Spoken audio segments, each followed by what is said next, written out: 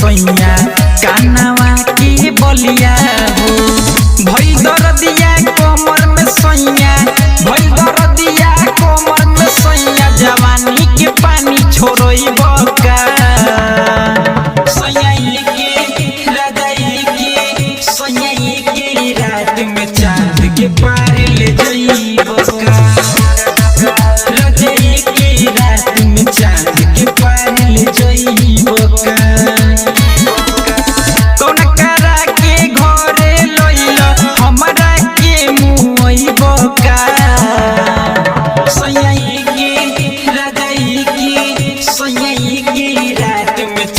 के पार ले जाई बका राजाई की रात में चांद के पार ले जाई बका। Recording by A to Z Dhaka.